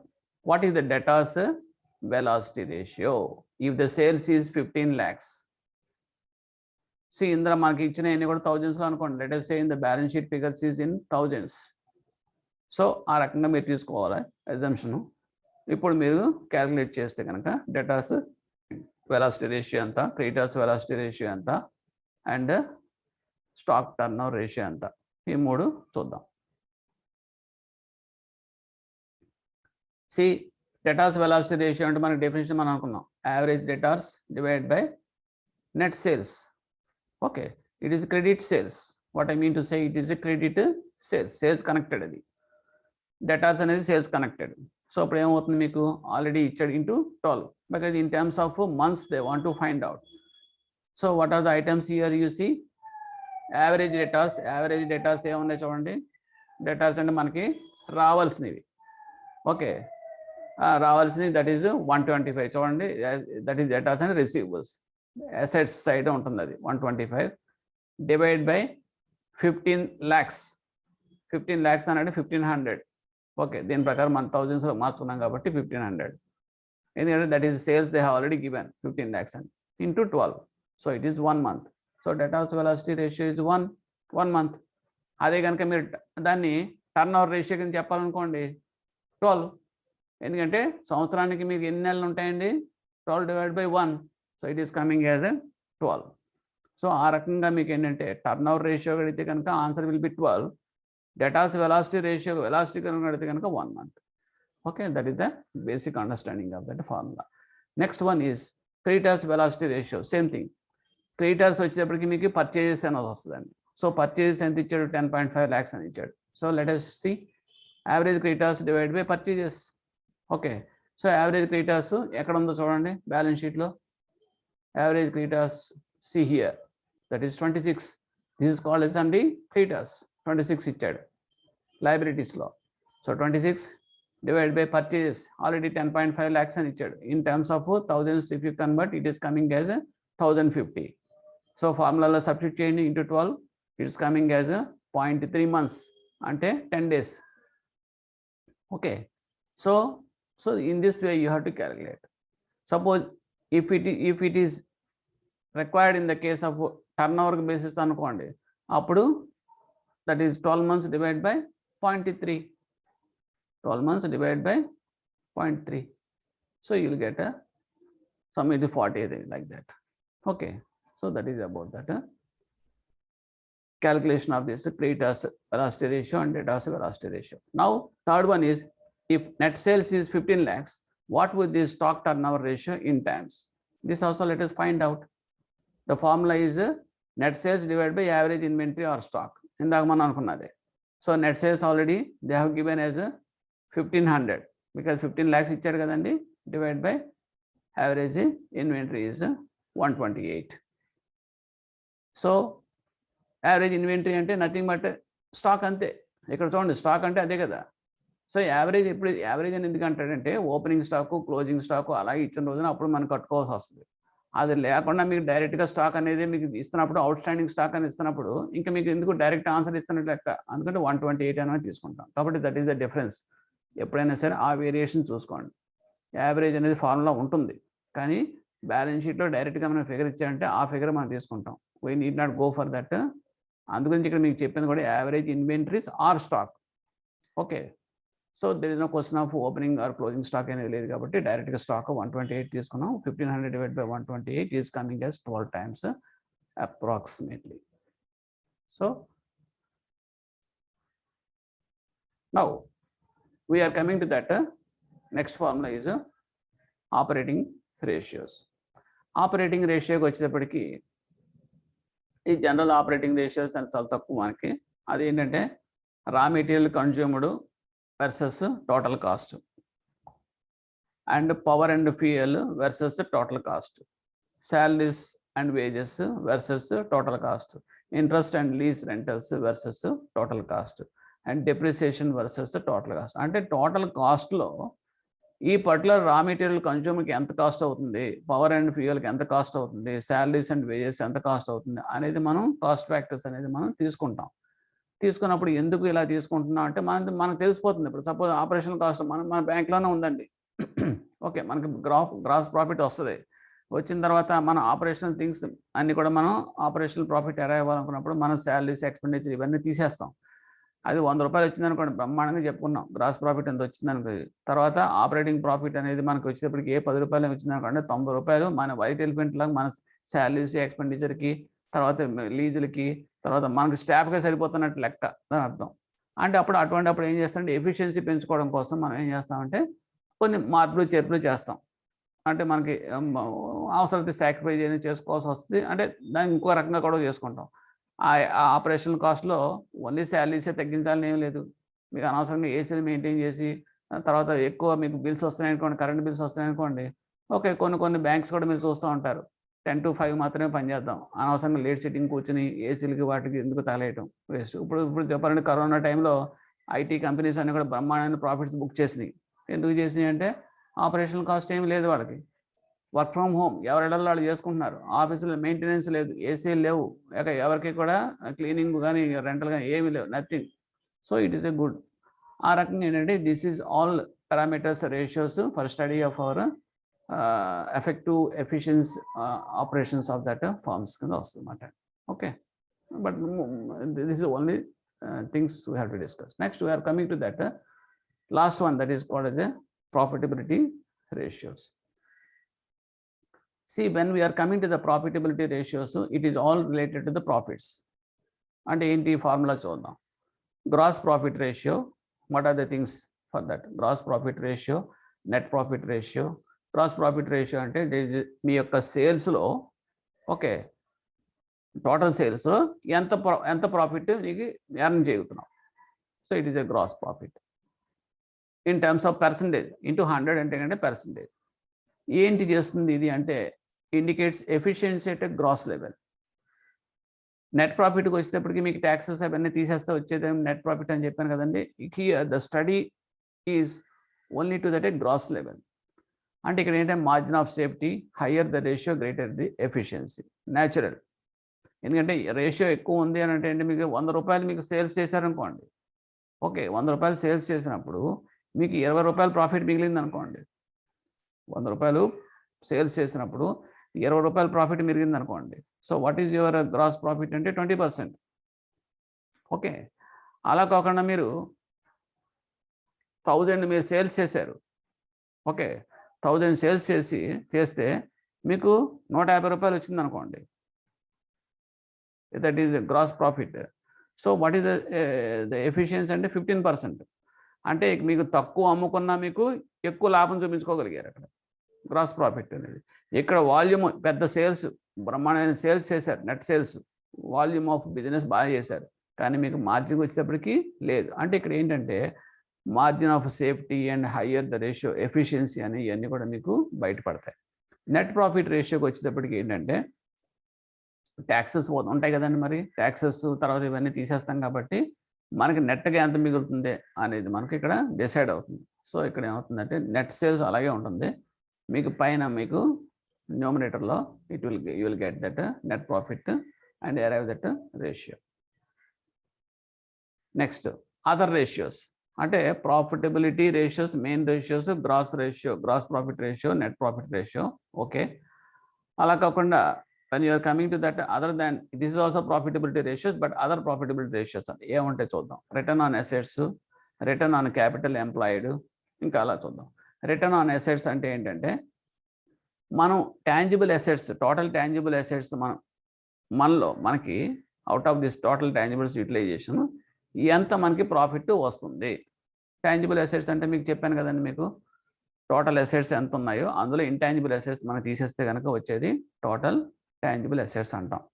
అది fixed assets, తర్వాత current assets అంటే raw material, ఇవన్నీ కూడా ఇవి current assets. Fixed assets అంటే machinery, తర్వాత ఈ what is that land building, ఇవన్నీ కూడా ఫిక్స్డ్ నేచర్లో ఉంటాయి. ఇవన్నీ మనకి అసెట్స్ కింద వస్తాయి. ఇంత టోటల్ అసెట్స్లో, ట్యాంజిబుల్ అసెట్స్లో ఓకే మనకి ప్రాఫిట్ ఎంత జనరేట్ అవుతుంది అనేది, దాన్ని ఏంటంటే రిటర్న్ ఆన్ అసెట్స్ అని అంటాం. ఎందుకు ఇలాగా చేస్తాము అంటే కనుక మనం మిషన్ కొన్నాం అనుకోండి, మిషన్ కొన్నప్పుడు ఆ మిషన్ని 8 గంటలు రన్ చేయొచ్చు, 16 గంటలు 2 షిఫ్ట్లో రన్ చేయొచ్చు, 3 షిఫ్ట్లో కూడా రన్ చేయొచ్చు 24 అవర్స్. మిషన్ అనేది మామూలే, అదే 5 lakhs మిషన్ అది. కానీ అదే మిషన్ మనం యూటిలైజ్ చేయడం వల్ల మనం పెంచగలుగుతున్నాం, ప్రాఫిట్ని పెంచగలుగుతున్నాం, అంటే సేల్స్ పెంచగలుగుతున్నాం. అంటే సేల్స్ పెంచగలుగుతున్నాం అంటే మనకు ఆర్డర్స్ ఉండాలి కదండి. మనకు సఫిషియెంట్ ఆర్డర్స్ లేవనుకోండి, 8 షిఫ్ట్లు 8 అవర్సే పనిచేస్తుంది ఆ మిషన్, ఇంకెందుకంటే మన పెద్దగా చేయడానికి ఏం లేవు. సో ఇప్పుడు అలా కాకుండా మనకి సఫిషియెంట్ ఆర్డర్స్ అన్నీ ఉండి మనం 3 షిఫ్ట్లో రన్ చేసామనుకోండి, సేమ్ మిషన్ అవడానికి 5 lakhs మిషనే, but utilisation of that assets అనేది ఎఫెక్టివ్గా ఉంది ఇక్కడ. సో అప్పుడు ఏమవుతుందంటే రిటర్న్ ఆన్ అసెట్స్ అనేది మనకు హయ్యర్గా ఉంటుంది. సో హయ్యర్ రేషియో ఎప్పుడైతే వచ్చిందో మనకి better utilization of our fixed assets, అంటే మనం optimum utilization of that machines, మనం మిషనరీ అన్ని కూడా మనం వాడుకుంటున్నాం, ఇన్ఫ్రాస్ట్రక్చర్ ఫెసిలిటీస్ అన్ని కూడా వాడుకుంటున్నట్టు లెక్క. It is good sign for any company. ఒక అది చూసి మనం చెప్పేయచ్చు కంపెనీ యొక్క స్ట్రెంగ్త్ ఏంటి అనేది. అలాగే return on capital employed,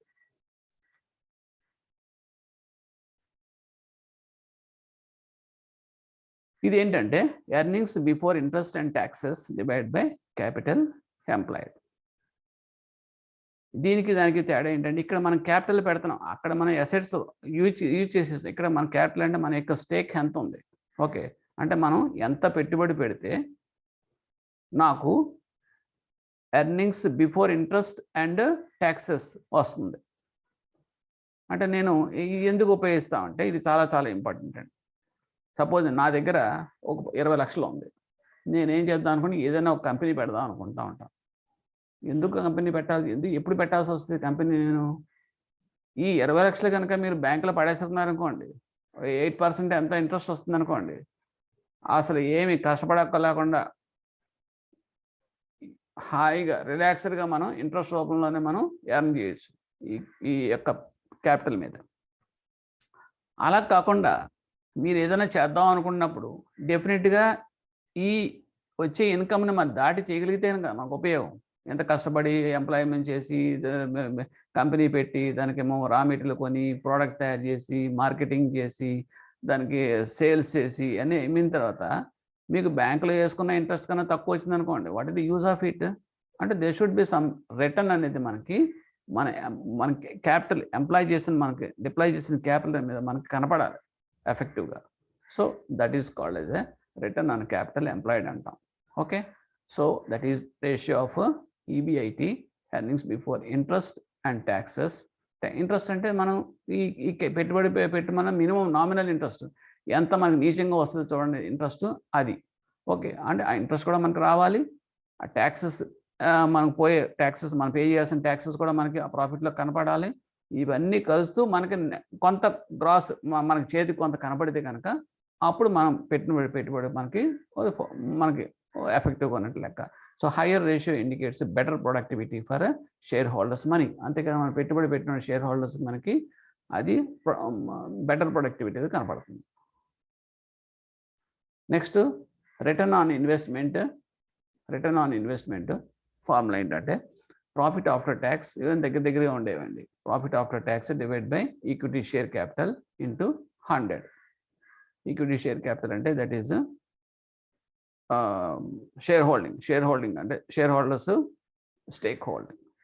so profit after tax, earnings per share EPS అంటాం formula. That is nothing but net profit after tax, okay, divided by number of equity shares. So it is called ఇది EPS అంటాం. So దీన్ని బట్టి మనం EPS ఎంత అన్నది ఒక share EPS అనేది మనం చెప్పుకుంటాం. హయ్యర్ ద రేషియో ఉందనుకోండి better for it's investors naturally. ఎందుకంటే ఎక్కువ ఈపీఎస్ ఉంది అంటే కనుక ఇన్వెస్టర్స్కి అది ఎక్కువ ఫెచ్ అవుతున్నట్టు లెక్క ఆ షేర్స్లో పెట్టిన ఇన్వెస్ట్మెంట్కి. Next price earning ratio, it is nothing but a guide to the investors. ఇదేంటంటే market value of 1 share divide by earning per share. అందాక మనకు ఆల్రెడీ చెప్పాం కదా, ఎర్నింగ్ పర్ షేర్ అనేది 4లో కనుక్కున్నాం. అది మార్కెట్ వాల్యూ ఆఫ్ 1 షేర్ ఎంత ఉంది, ఎర్నింగ్ పర్ షేర్ 30 ఉందనుకోండి, the market value of that share is 40 ఉందనుకోండి, ఇట్ ఈస్ ఎప్రిసియేషన్ కింద లెక్క.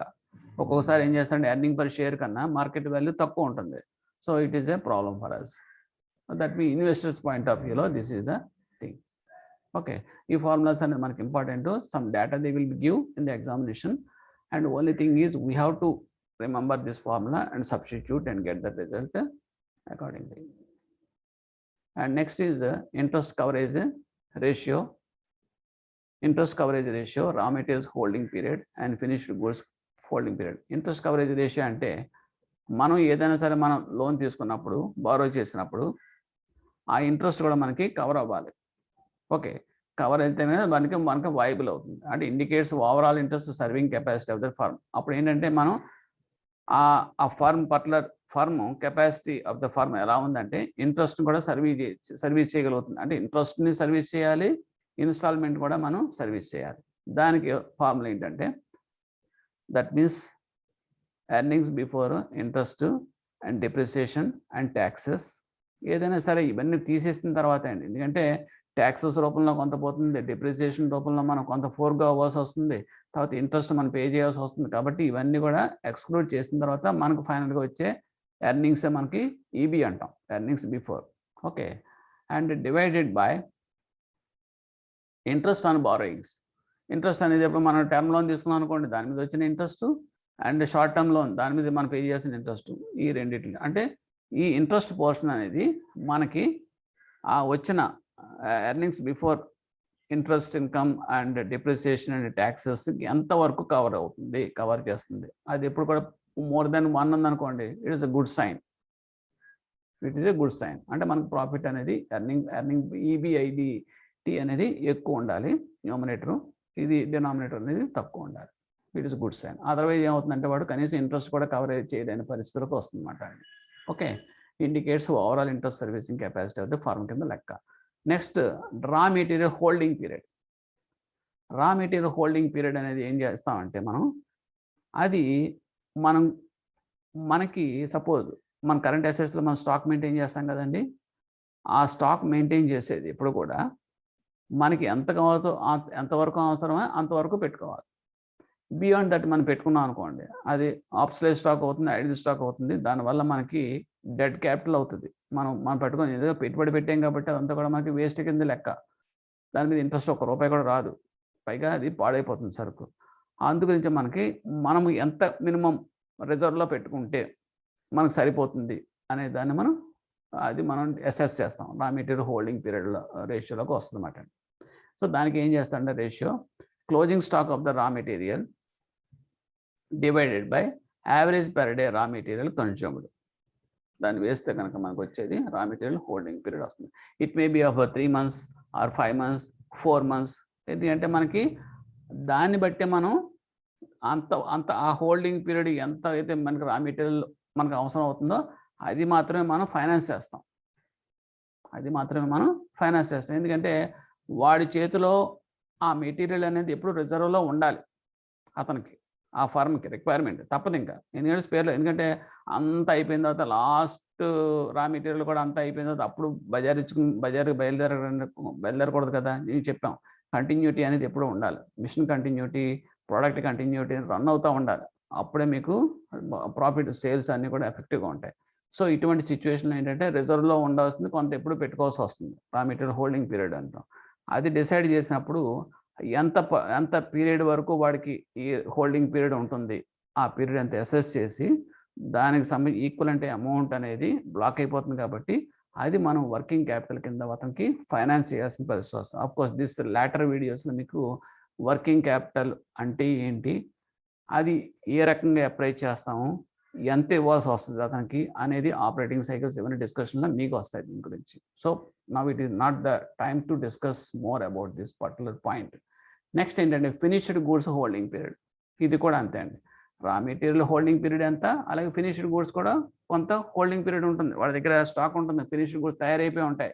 అది కొంత పీరియడ్ వరకు వాడి దగ్గర హోల్డ్ అవుతాయి, తప్పదు, అది ఉంచుకోవాలి. అది ఆ హోల్డ్ అయిన పీరియడ్ అనేది మనం డిసైడ్ చేస్తాం ఎంత అనేది. ఇవన్నీ ఎందుకు వస్తాయంటే మనం ఫైనాన్స్ చేసేటప్పుడు ఇవన్నీ మనం కౌంట్ చేసుకుని ఎక్కడెక్కడ ఎంత బ్లాక్ అవుతుంది ఈ రూపంలో అనేది మనం వాడికి సపోర్ట్ చేయాలి వర్కింగ్ క్యాపిటల్ అడ్వాన్స్ రూపంలో. సో దాని ఫార్ములా ఏంటంటే closing stock of the finished goods divide by cost of sales per day. ఇక్కడ మీకు ఏంటంటే రా మెటీరియల్కి వచ్చేటప్పటికి కన్జ్యూమ్డ్, ఇక్కడికి వచ్చేటప్పటికి ఫినిష్డ్ గూడ్స్ అనేటప్పటికి సేల్స్ రూపంలోకి వెళ్ళిపోతున్నాయి కదండి. అందుకని cost of sales per day కింద మనం లెక్కేస్తాం. అలాగే ఫినిష్డ్ గూడ్స్ తీసుకుంటాం ఇందులో. సో ఇక్కడ మీకు ఫార్ములాస్ కూడా మీకు మీనింగ్ఫుల్గా అర్థమయ్యేలాగా గుర్తుపెట్టుకోవాలి తప్పితే ఏదో బ్లైండ్గా మనం బై హార్ట్ చేయడానికి ఇక్కడ ఏమీ లేదు. బట్ ఇది only just logical only. Okay. And next is work in progress holding period. Work in progress అంటే మీకు చెప్పాను కదండి, సెమీ ఫినిష్డ్ గూడ్స్, మధ్యలో ప్రాసెస్లో ఉంటుంది. ఓకే, దాని అంటే inside raw material, outlet of that finished గూడ్స్కి మధ్యలో ఉండే చూడండి కన్జ్యూమ్ అవుతూ ఉంటుంది, అది that is called the work in progress అంటాం. సో దానికి న్యాచురల్గా the cost of production per day divide by that is closing stock of that working process, అంతే, సింపుల్. డిఫరెంట్ స్టేజెస్ అంతే. So this is the final liabilities and assets formula. ఇందులో ఏం చేస్తారంటే అనాలిసిస్కి వచ్చేటప్పటికి జనరల్గా ఏం చేస్తారంటే this the final just discussion. So here suppose simple example మాట, బ్యాలెన్స్ షీట్ స్టడీ చేసేటప్పుడు ఫిక్స్డ్ అసెట్స్ ఉందనుకోండి, ఇక్కడ కనుక టర్మ్ లోన్ కనుక మనం తీసుకున్నాడు అనుకోండి, అంటే comparative of that balance sheets చూసినప్పుడు ఇయర్ ఆన్ ఇయర్, ప్రీవియస్ ఇయర్కి ఇప్పటికి, లేకపోతే 2 years బ్యాక్ ఉన్న దానికి లాస్ట్ ఇయర్కి ఏంటి వేరియేషన్ స్టడీ చేసినప్పుడు మీకు లాంగ్ టర్మ్ లయబిలిటీస్ అంటే బ్యాంక్ లోన్ కనుక టర్మ్ లోన్ కనుక పెరిగింది అనుకోండి, పెరిగినప్పుడు ఏం చేయాలి మీరు చూడాల్సింది 2 చూడాలి. లెఫ్ట్ సైడ్ పెరిగింది అంటే కనుక రైట్ సైడ్ దాని ఎంట్రీ ఎక్కడికి వెళ్ళింది, వేరియేషన్ ఎక్కడ వచ్చింది, ఆ డిఫరెన్స్ అమౌంట్ అనేది మనం చెక్ చేసుకోవాలి. Of course this is coming under the fund flow statement అనుకోండి. చాలా సింపుల్ ఎగ్జాంపుల్ చెప్తాను. ఇక్కడ మీకు నెక్స్ట్ 2 years డెఫియేషన్ 40 lakhs పెరిగింది అనుకోండి టర్మ్ లోను, అంటే వాడు యూటిలైజ్ చేసుకున్నాడు, ఎడిషన్ లోన్ అనేది తీసుకున్నాడు, ఇంకా కొత్త లోన్ ఏదో టర్మ్ లోన్ తీసుకున్నాడు. తీసుకున్నప్పుడు మనం చూడాల్సింది యూజెస్ ఆఫ్ ఫండ్స్ ఎక్కడికి వెళ్ళింది, అది అంటే 2 చోట్ల జరుగుతుంది. అయితే ఫిక్స్డ్ అసెట్స్ కొన్నాడు వాడు అన్నాను, చూస్తే మిషనరీలో కానీ వీటిలో కానీ ఉంటుంది. లేదు అనుకుంటే కనుక ఇంకెక్కడైనా ఉపయోగించాడో చూసుకోవాలి. ఎక్కడ ఉపయోగిస్తాడు, ఇక్కడ ఎక్కడో చోట ఆఫ్ సైడ్ కనపడాలి కదా మీకు కాంట్రాపేట్ లాగా. లేదనుకుంటే కరెంట్ అసెట్స్లో కానీ ఉపయోగించాడు, కరెంట్ అసెట్స్లో స్టాక్ కానీ కొన్నాడా. లేదు ఇక్కడ కూడా కనపడలేదు అనుకోండి, ఇంకేమైనా ఇన్వెస్ట్మెంట్ ఏమైనా బయట చేశాడా, అంటే నాన్ కరెంట్ అసెట్స్లో ఏమైనా బయట ఏమైనా షేర్స్లో కానీ ఇన్వెస్ట్మెంట్ చేశాడా, ఇలాగా. సో ఈ రకంగా ప్రతిదానికి మనం చూసుకుంటాం. ఇక్కడ హెల్దీనెస్ అన్హెల్దీనెస్ ఎలా తెలుస్తుంది అంటే ఎప్పుడు కూడా ఒకటే చెప్తాం, లాంగ్ టర్మ్ సోర్సెస్ అనేది ఎప్పుడు కూడా షార్ట్ టర్మ్ యూజెస్కి ఉపయోగించవచ్చు, నథింగ్ రాంగ్ ఇన్ దట్. ఎందుకంటే ఇక్కడ మనకి స్టేక్ హోల్డ్లో వచ్చే ప్రాఫిట్ ఫిగర్స్ అంటే వాడి యొక్క P&L సర్ప్లస్ బ్యాలెన్స్ కానీ రిజర్వ్స్లో కానీ ఉన్న అమౌంట్ వాడు ఉపయోగించుకోవచ్చు బిజినెస్లోకి. అలాగే లాంగ్ టర్మ్ లయబిలిటీస్ ఎక్కడైనా బారో చేసాడు అనుకోండి, ఏ ఫ్రెండ్స్ దగ్గర నుంచి రిలేటివ్స్ దగ్గర నుంచి తీసుకున్నాడు అనుకోండి, ఓకే, అంటే లాంగ్ టర్మ్ లయబిలిటీస్లో ఉంటుంది. అది తీసుకొచ్చి కూడా వీడు కరెంట్ అసెట్స్లో పెట్టాడు అనుకోండి, ఈ రెండింటిలో ఏం పర్వాలేదు. ఎందుకంటే ఇక్కడ పెట్టాడు అంటే ఏంటి, దాన్ని రా మెటీరియల్ కొని దాన్ని మీరు స్టాక్ అని కన్వర్ట్ చేసి సేల్స్ పెంచుకున్నాడా లెక్క. పెంచుకుంటే మీకు ఏమవుతుంది, సేల్స్ పెరిగిపోతే ప్రాఫిట్ పెరిగిపోతుంది, దానివల్ల నష్టమే లేదు. అలా కాకుండా సపోజ్ ఇక్కడ మీరు బ్యాంక్లో ఓడిఓసిసి ఒక 5 లక్షలు తీసుకున్నాడు అనుకోండి, అంటే కరెంట్ లయబిలిటీస్లో కనుక మీరు ఒక లిమిట్ కానీ తీసుకుని అది మీరు ఏం చేయాలి, ఇమీడియట్గా కరెంట్ అసెట్స్ కింద ఉపయోగించాలి, అంటే రా మెటీరియల్ కొనాలి. అలా కొనకుండా తీసుకెళ్ళి ఇంకెక్కడైనా ఏ మిషనో లేకపోతే ఇంకెక్కడైనా పెట్టాడు అనుకోండి, ఏంటంటే షార్ట్ టర్మ్ నేచర్లో ఉన్న ఫండ్స్ ఎప్పుడు కూడా షార్ట్ టర్మ్ యూజెస్కే ఉపయోగించాలి. That is the basic principle of any balance sheet analysis. Okay, అలా కాకుండా దాన్ని తీసుకెళ్ళి లాంగ్ టర్మ్ యూజెస్ కింద పెట్టాడు అనుకోండి, అంటే ఏమవుతుంది మీకు అక్కడ మీకు ఇది కదా, మీకు ఇన్కమ్ జనరేషన్ అనేది ఇక్కడ వస్తుంది, ఈ షార్ట్ టర్మ్లోనే వస్తుంది ఇన్కమ్ జనరేషన్ అంతా కూడా. అంటే మిషన్ ఉపయోగించడం, ప్రోడక్ట్ తయారు చేయడం, సేల్స్ చేయడం, దాన్ని కన్వర్ట్ చేయడం, అది మళ్ళీ రియలైజ్ చేసి మనం ప్రాఫిట్ బుక్ చేసాం. సో ఈ ప్రాసెస్లోంచి కనుక వెళ్ళకుండా బయటికి వెళ్తుంది అంటే కనుక ఈ short term sources it is totally diversion కింద లెక్క. అలాగే ఇక్కడ ఏమైనా అసెట్ అమ్మేసాడు అనుకుందాం, లాస్ట్ ఇయర్ మీకు ఒక మిషనరీ కాస్ట్ 40 lakhs, 4-5 మిషన్లు ఉన్నాయి, వాటి యొక్క cost 40 lakhs 2 years back. Next ఇయర్కి వచ్చేటప్పటికి 20 lakhs అయిపోయింది అనుకోండి, అంటే ఇక్కడ ఏమవుతుంది, మీకు మిషన్ ఫిక్స్డ్ అసెట్స్లో మీకు వాల్యూ డౌన్ 20 lakhs తగ్గిపోయింది. తగ్గిపోయిన తర్వాత ఇక్కడ తగ్గిపోతే ఏమైంది ఉంటుంది, ఈ 20 lakhs ఏమైపోయింది అనేది మనం క్వశ్చన్ చేసుకుంటే మనకు కనపడాలి 20 lakhs ఇక్కడ తగ్గిందంటే ఎక్కడికి వెళ్ళింది అది అని. అది ఏమవుతుందని జనరల్గా ఇక్కడ ఏమవుతుందంటే sale of old fixed assets కింద ఇక్కడికి వచ్చినా పర్వాలేదు, లెఫ్ట్ సైడ్లోకి వస్తుంది. ఇక్కడ మీకు ఏమవుతుందంటే ఇక్కడ అమ్మేశారు కాబట్టి ఇక్కడ పోతుంది, ఇక్కడ పోయిన తర్వాత మీకు అది ఫండ్స్ కింద, మీకు ఓన్ ఫండ్స్ కింద వచ్చేయాలి.